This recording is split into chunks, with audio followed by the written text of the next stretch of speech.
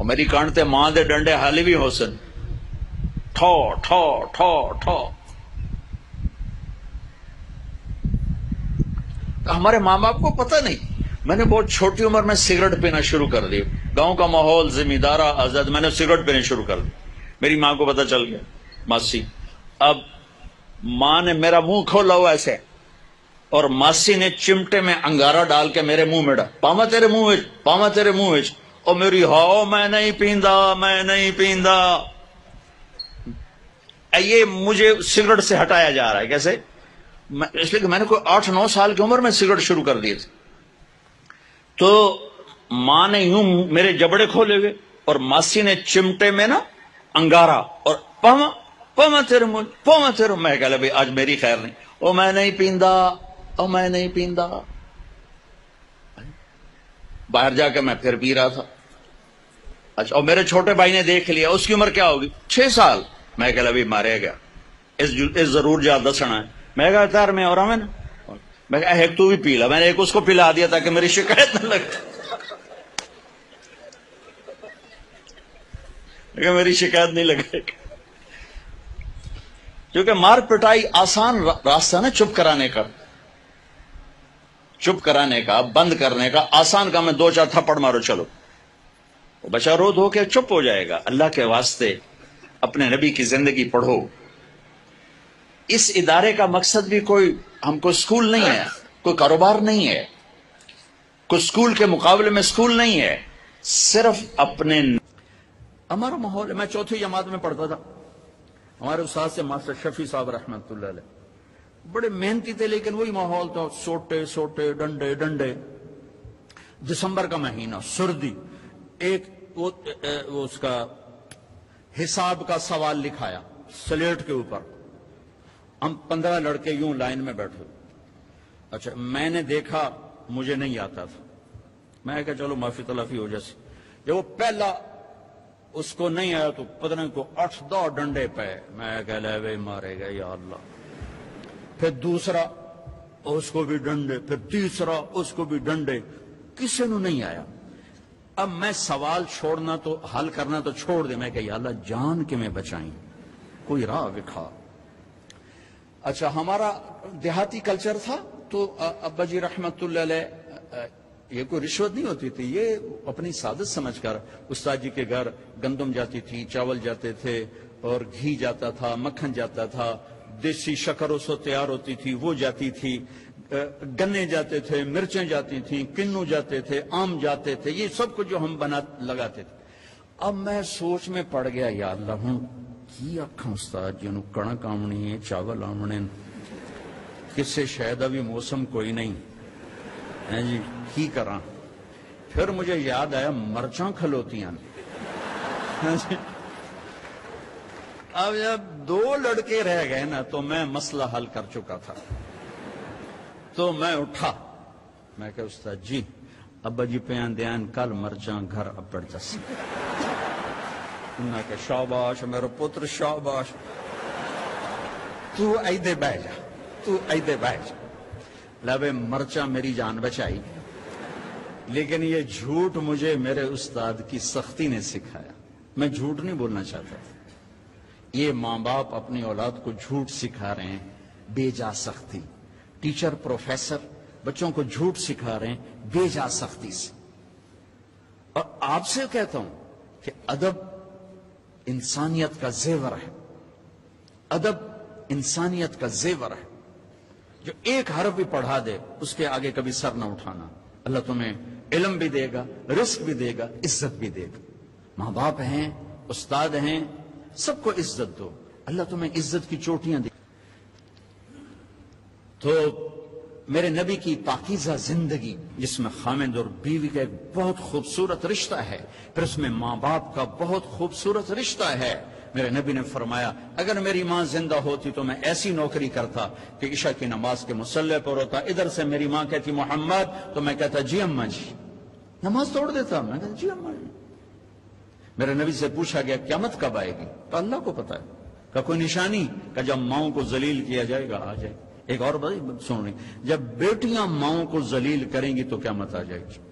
بیٹیوں کا خاص طور پہ نام لیا، کہ جب بیٹیاں بھی ماؤں کو ذلیل کریں گی تو قیامت آ جائے گی.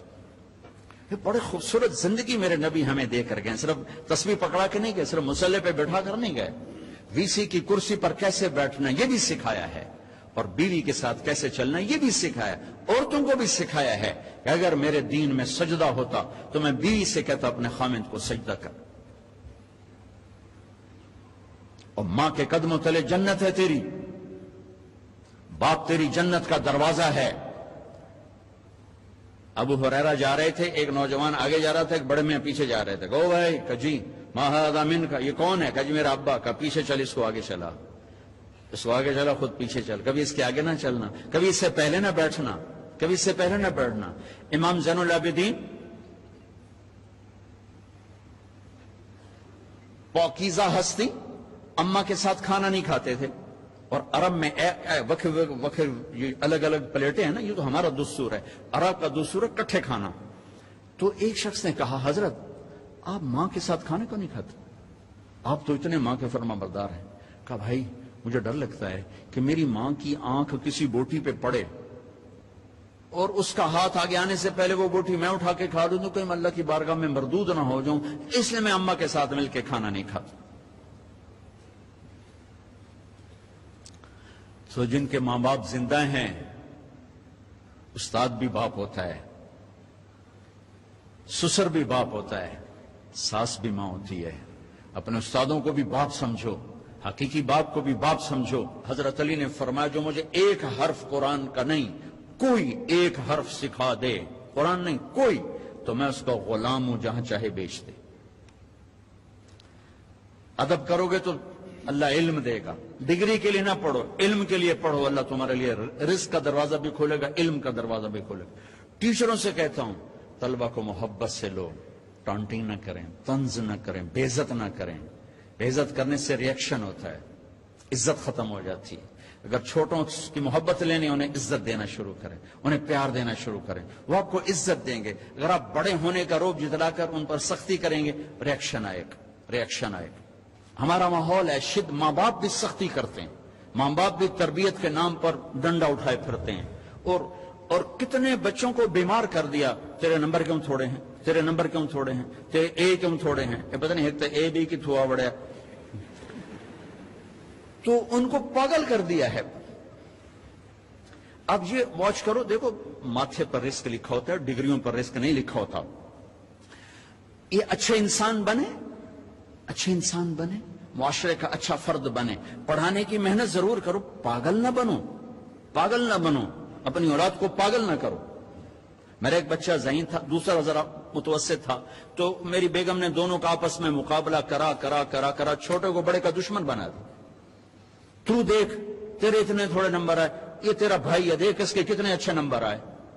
وہ چھوٹے وہ بڑے کے گربان پکڑنے لگے اور اتنا اس کے ساتھ وہ بدتمیز ہو گیا.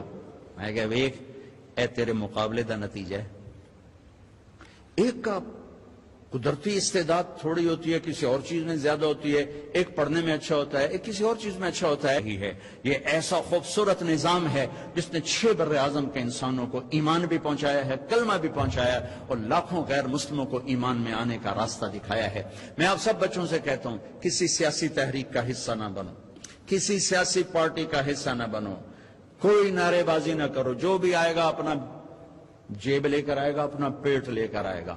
اپنے آپ سے اپنے آپ کو ٹھیک کرنے کی محنت کرو. سب سے بڑی سیاست ہے کہ تم اللہ کو راضی کر لو. جو پڑھ رہے ہو اس میں تم علم والے بنو, صرف ڈگری والے نہ بنو, علم والے بنو. اور آپ کے ہاسٹل کی فضا ہے, آپ نوجوان ہو, آپس میں لڑائی جھگڑے بھی ہو جاتے ہیں, ایک دوسرے کو معاف کرنا.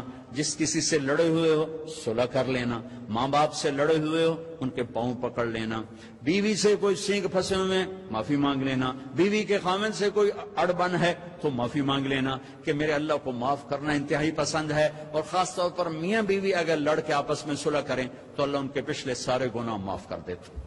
یہ صلح اللہ کو ایسی پسند ہے.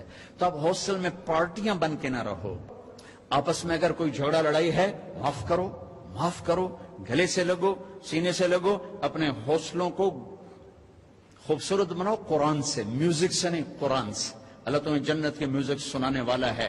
ایک نغمہ چھڑے گا نا تو ہزار ہزار سال ایک ہی نغمہ تمہیں سناتا جائے گا، تم سر دھنتے رہو گے، تمہارے سننے کا مزہ ختم نہیں ہوگا۔ پھر جب اللہ خود اپنے چہرے سے نقاب ہٹا کر اپنا دیدار کرا کے اپنا قرآن سنائے گا تو سر سے لے کر پاؤں تک تمہارے اندر میں وہ نشہ اور روحانیت اور وہ سرور سرایت کرے گا کہ جب اللہ سنائے گا تو صرف کان نہیں سنے گے، پورا باڈی کان بن جائے گی، ہر سیل کان بن جائے گا، اور اللہ کی آواز تمہاری روح میں سرایت کرے گی، اور اللہ اعلان کرے گا وہ کہاں ہیں جو دنیا میں گانے نہیں سنتے تھے، اعلان ہوگا۔ اب تمہاری مرضی ہے کہ تم یہ ڈھول ڈھمکے سن لو یا میرے رب کی جنت کے گیت سن لو، میرے رب کی جنت کا نغمہ اور موسیقی سن لو۔ تو آپس میں میرے عزیزو پیار محبت سے رہو، آپس میں الفت سے رہو، درگزر سے رہو۔ کبھی کھٹ پٹ ہو جائے تو کسی سے کو ہماری صلح کرو، خود کرو، نہیں کر سکتے کسی سے کو بیچ میں پڑے، وہ نہیں پڑھ رہے تم اوپر کے بچے مل کر ان کی صلح کراؤ۔ نفرت سے نہ رہو، محبتوں سے رہو، اور قومیت کی بنیاد پہ نہ چلو، امت کی بنیاد پہ چلو، امت کی بنیاد پہ چلو۔ والدین سے کہتا ہوں اپنے بچوں کے رشتے میں قوم کو نہ دیکھو، دینداری کو دیکھو، نیکی کو دیکھو۔ یہ ہم اپنی قوم سے باہر نہیں کرتے، اس نے ہماری بچیوں کی زندگیاں برباد کر دی، ہمارے بچوں کی زندگیاں برباد کر دی، اور بے جوڑ رشتوں نے تباہی کے دروازے کھول دیے کہ اپنی قوم میں کرنا چاہے وہ کیسا ہی کیوں نہ ہو۔ اس بت سے بھی ماں باپ سے کہتا ہوں باہر نکلو، اولاد سے کہتا ہوں ماں باپ کی مرضی کے ساتھ قدم اٹھاؤ۔ تم بھی اس حد تک کراس نہ کرو باؤنڈری کے کورٹ میں جا کے تم شادیاں شروع کر دو، اور ماں باپ سے کہتا ہوں اتنا مجبور نہ کرو کہ ان کی زندگیاں اجیرن ہو جائیں، ویران ہو جائیں، کہ جس نے زندگی گزارنی ہے ایجاب و قبول لڑکے لڑکی کا حق ہے، ماں باپ کا حق نہیں ہے، اور یہ حق بڑا غلط استعمال ہو رہا ہے۔ بس اسی ایتھے کرنا ہے، کرنا تو کر، نہیں تو نہ کر، آپے جا کر ایسے نہیں کر دے۔ اور کوئی بیٹی تو کہہ نہیں سکتی کہ میں یہاں شادی نہیں کرنا چاہتا۔ میرا تو راوی میرا کنارہ ہے، ہمارے بچپن میں ذبح کر کے دریا میں ڈال دیتے تھے، اتنی ہزاروں بچیاں راوی کی لہروں کا شکار ہوتی۔ اپنی قوم میں کرنا، غیر نہیں کرنا، ایتھے کرنا ہے، ایتھے میں نہیں کر سکتی، چلو ورلڈ کپ دو۔ ساری زندگی خود زنا کریں تو کوئی غیرت کا جنازہ نہیں نکلا، بیٹی صرف اتنا کہہ دے میں یہاں نہیں کرنا چاہتا، ذبح کر دو۔